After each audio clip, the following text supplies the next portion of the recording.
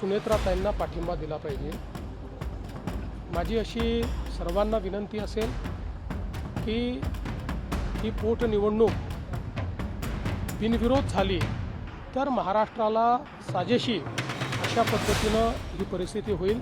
नाशिकमध्ये एक अपघात झालेला आहे आणि त्यामध्ये लहान मुलांचे मृत्यू झालेला आहे। अतिशय दुर्दैवी घटना आहे। त्या ठिकाणी मला असं वाटतं एक काही गेट टुगेदर होतं आणि तिथनं परत येताना ही सगळी लहान मुलं आणि काही मुलांची आई वगैरे असं ज्या गाडीमध्ये होते ती गाडी विहिरीमध्ये त्या ठिकाणी पडली।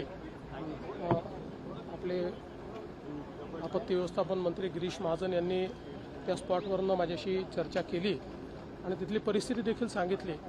खरं म्हणजे इतक्या लहान मुलांचं असं निधन होणं यापेक्षा अधिक आक्रोश आणि दुःख दुसरं कुठलंच असू शकत नाही। ती जी विहीर आहे त्याला अतिशय छोटा कठडा होता आणि ती कुठेतरी मध्यभागी अशा प्रकारे ती विहीर होती आणि त्यामुळे ही घटना घडल्याचं प्रथम दर्शनी त्या ठिकाणी लक्षात येत आहे। पहिल्यांदा तर या संपूर्ण कुटुंबांच्या प्रती मी संवेदना व्यक्त करतो।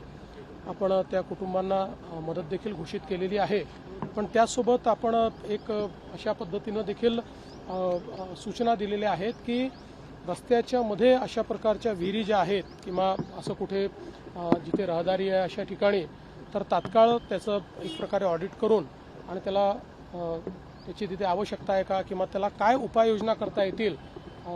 कारण इथे असं लक्षात आलं की भिंत होती पण ती छोटी होती, ती कदाचित मोठी असती तर एखाद वेळेस ते वाचू देखील शकले असते।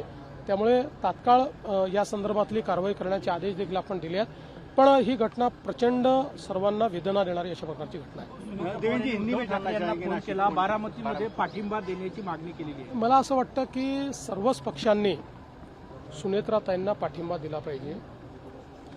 माझी अशी सर्वांना विनंती असेल की ही पोटनिवडणूक बिनविरोध झाली तर महाराष्ट्राला साजेशी अशा पद्धतीनं ही परिस्थिती होईल। यापूर्वीही अनेक वेळा महाराष्ट्राने बिनविरोध पोटनिवडणुका केलेल्या आहेत। मला आठवतं की ज्यावेळेस आर आबांचं दुःखद निधन झालं होतं त्याही वेळेस आपण जी काही पोटनिवडणूक आहे ती त्या ठिकाणी भाजपने आम्ही ठरवलं होतं की आम्ही लढणार नाही आणि आपण ती बिनविरोध केली होती। मला असं वाटतं सगळ्या पक्षांनी मन मोठं करून बिनविरोध निवडणूक केली पाहिजे।